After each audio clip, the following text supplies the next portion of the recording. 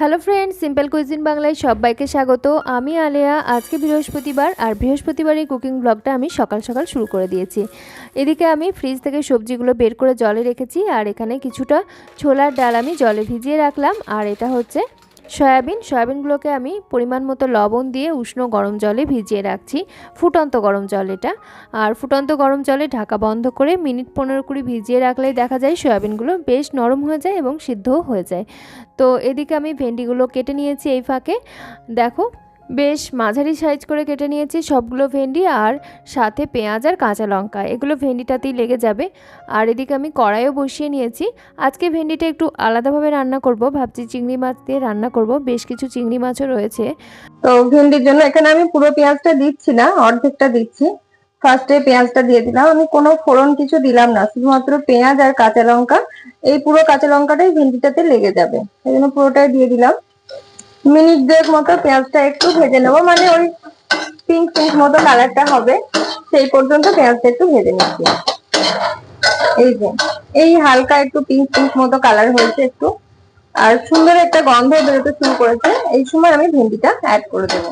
এখানে প্রায় 500 গ্রামের মতো ভেন্ডি আছে, পুরো ভেন্ডিটা আমি একবারে দিয়ে দিলাম। আর এর মধ্যে দিয়ে দিচ্ছি পরিমাণ মতো লবণ। এই ছোট চামচের 1 চামচ লবণ দিলে হয়ে যাবে, মানে 1 চামচ মতো লবণ দিলাম।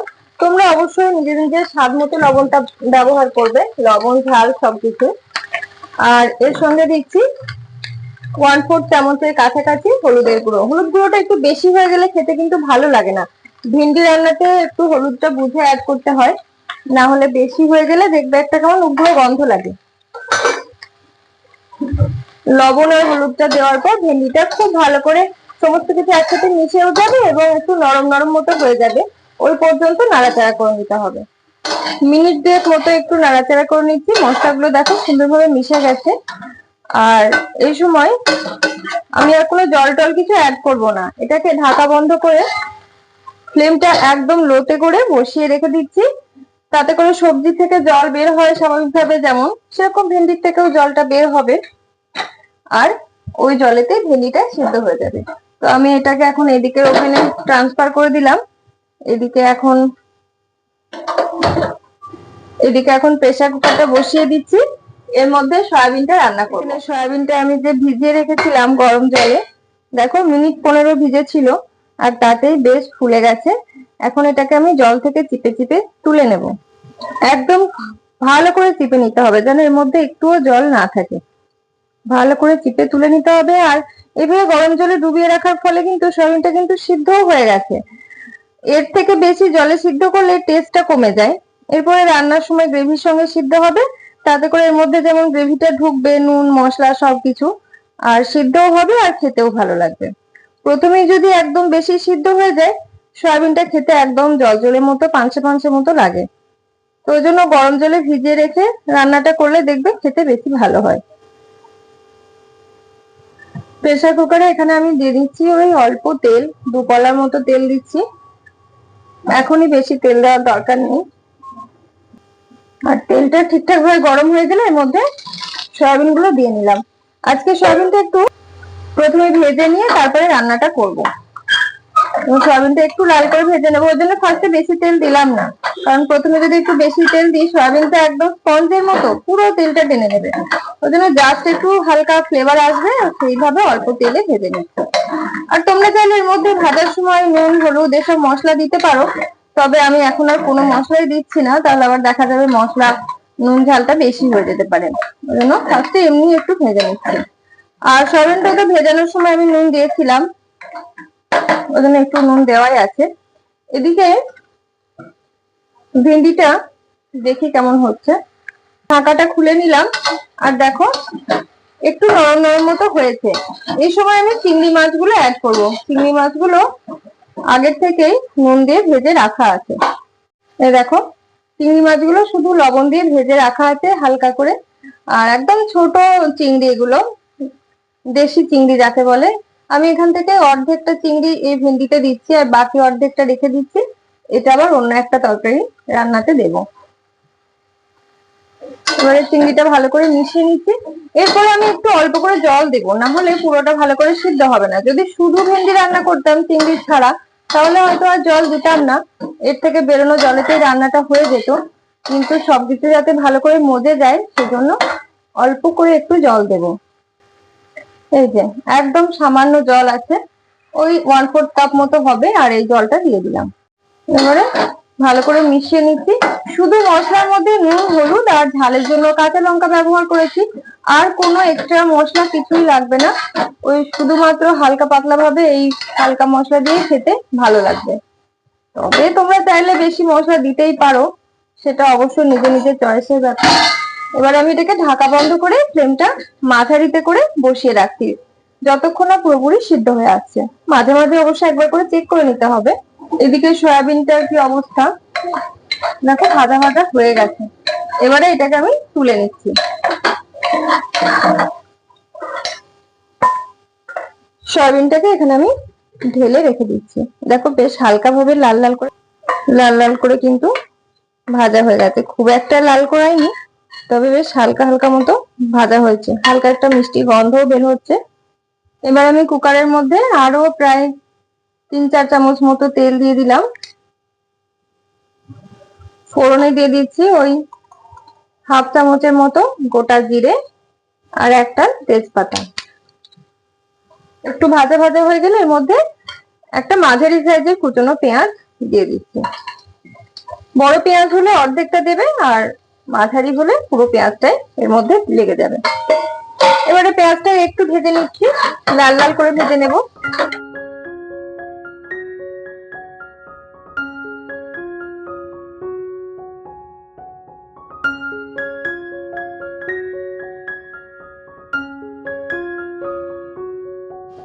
পেঁয়াজটা বেশ ভাজা ভাজা হয়ে গেছে। এখন এর সঙ্গে আমি দিয়ে দিচ্ছি টমেটো আর কিছু আলু, এরকম একটু মাঝারি সাইজ করে কেটে রেখেছি। এই আলুগুলো এর মধ্যে দিয়ে দিচ্ছি।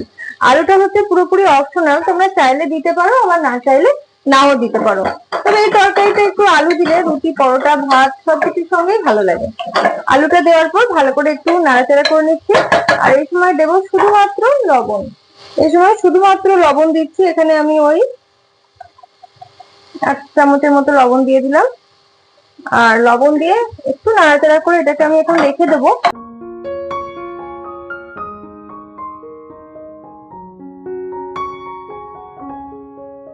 ঢাকা দিয়ে রেখে দিলাম, আর একটা মশলা আমরা তৈরি করে নেব। এখানে আমি একটা বাটির মধ্যে ওই 2 চামচের মতো টক দই নিচ্ছি। এটা ঘরে পাতা টক দই, 2 চামচের মতো নিলাম। খুব একটা বেশি দিলে ভালো লাগবে না। এর সঙ্গে দিচ্ছি হলুদের গুঁড়ো, প্রায় 1 চামচের মতো হলুদের গুঁড়ো দিয়ে দিলাম। লঙ্কার গুঁড়ো দিয়ে দিচ্ছি স্বাদ মতো, তার সাথে ধনের গুঁড়ো 1/2 চা চামচ, আর জিরের গুঁড়ো ওই একই পরিমাণ। গরম মশলার গুঁড়ো দিচ্ছি 1/4 চামচের মতো দিয়ে এবারে এই সব মশলা দইয়ের সঙ্গে খুব ভালো করে মিশিয়ে নিচ্ছি। লাগলে অল্প করে একটু জলও দেওয়া যাবে। মিশিয়ে নিয়ে তারপরে আমি একটু অল্প করে জল দেব, যাতে একটু পাতলা মতো হয় এবং ভালো করে মশলাটা মিশে যায়।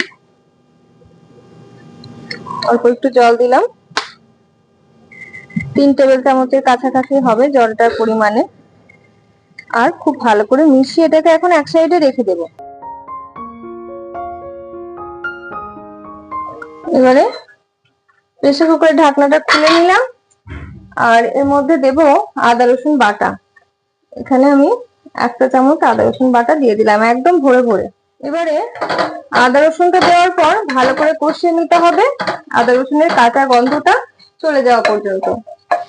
এরই মাঝে ওই যে ছোলার ডালটা ভিজিয়ে রেখেছিলাম, ছোলার ডালটা একদম ভিজে গেছে, নরম হয়ে গেছে। এই ছোলার ডালটাকে এর সঙ্গে অ্যাড করে দিচ্ছি।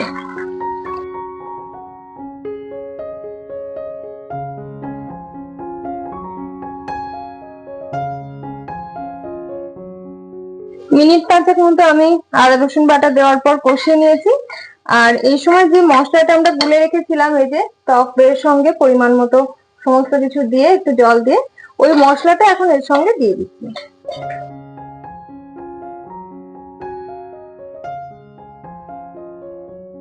টক দইটা এই রেসিপিতে দিলে গ্রেভি টেক্সচারটা যেমন ভালো হয়, ঠিক তেমন খেতেও ভালো লাগে। দিয়ে এবার এটাকে ভালো করে কষিয়ে নেব, একদম মাংসের মতো করে। আর এই সময় অ্যাড করে দেব যে সয়াবিন গুলো আমরা ভেজে রেখেছিলাম, ওই সয়াবিন গুলো এই সময় অ্যাড করে দেব।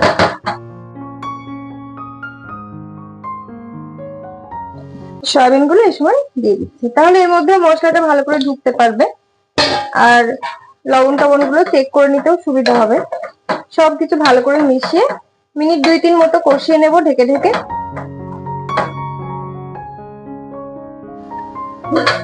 ভাতটা এদিকে ফুটে গেছে, ঢাকনাটা খুলে দিলাম। তো হতে আরো 2-3 মিনিট মতো লাগবে, একটু পরে চেক করব। আর এটা ঢেকে ঢেকে বেশ খানিকক্ষণ কষিয়ে নিয়েছি। একদম কষা কষা হয়ে গেছে।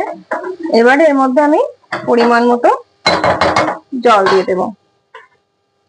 এই যে এখানে বাটি ধোয়া জল রেখেছি, ওই 1 কাপের মতো জল আছে, ছোট কাপের 1 কাপ। এই জলটা পুরোটাই গ্রেভিতে দিয়ে দিচ্ছি। জলটা টেনে নেবে সয়াবিন গুলো, আর গ্রেভিটা কিন্তু ঘন ঘনই হবে। এবারে ভালো করে মিশিয়ে নিচ্ছি। লবণটা এই পর্যায়ে একটু চেক করে নিতে হবে।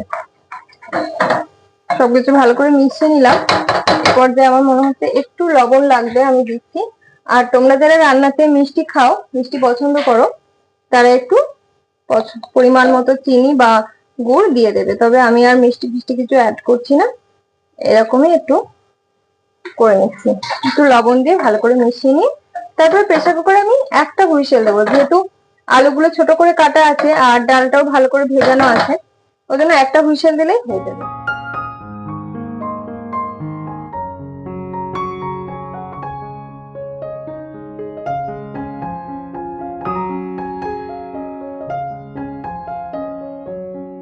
ছোট চিংড়ি দিয়ে ভেন্ডি চচ্চড়িটা একটু আগেই হয়ে গেছিলো, আমি এটা নাবিয়ে রেখেছিলাম, দেখতে ঠিক এরকম হয়েছে। আর এদিকে মা হচ্ছে আমাদের জলখাবারের জন্য রুটি বানিয়ে নিচ্ছে। রুটি জলখাবারেও যেমন আমাদের হয়ে যাবে, সেই সাথে হাজব্যান্ডকে লাঞ্চ বক্সেও দিয়ে দেবো। রুটিগুলো খুব সুন্দর করে মা ফুটন্ত গরম জল দিয়ে আটা মেখে তারপরে বানায়, এমন সুন্দর নরম থাকে, ওটা পরের দিন খেলেও কিন্তু পরের দিন পর্যন্ত নরম তুলতুলে থাকে। তো রুটির রেসিপি একদিন আমি শ্যুট করব। অ্যাকচুয়ালি একই সাথে সমস্ত কিছু হয়ে যায়, তো ওই জন্য ঠিকঠাকভাবে আর করে উঠতে পারি না। দেখো কেমন সুন্দর ফুলকো ফুলকোভাবে রুটিগুলো তৈরি হচ্ছে। এরকমভাবেই প্রত্যেকটা রুটি এরকমই ফুলকো ফুলকো হয়, আর ঠিক তেমনই নরম থাকে। আর হজমের পক্ষেও কিন্তু এই রুটিগুলো ভীষণই সহজ। যাদের হচ্ছে রুটি খেলে গ্যাস অম্বল হয়, তারা কিন্তু এইভাবে করে রুটি বানালে গ্যাস অম্বলের কোনো প্রকার সম্ভাবনাই থাকবে না। কারণ হচ্ছে মা আটাটাকে ফুটন্ত জলে একদম সিদ্ধ করে নেয়, আর তারপরে সেই আটা দিয়ে রুটিটা বানায়। তাতে করে যেমন হজমেও সুবিধা হয়, তেমন পরের দিন পর্যন্ত নরম থাকে। এই রুটিগুলো আমরা যখন জার্নি করি, কোথাও ঘুরতে যাই বা বেড়াতে যাই বা দূরে কোথাও যাই, সেক্ষেত্রে যখন নিয়ে যাই দেখি 2 দিন পর্যন্ত বাইরেই থাকে রুম টেম্পারেচারে, কিন্তু কিছুই হয় না। আর ওটা খেলে শরীর টরিও খারাপ করে না।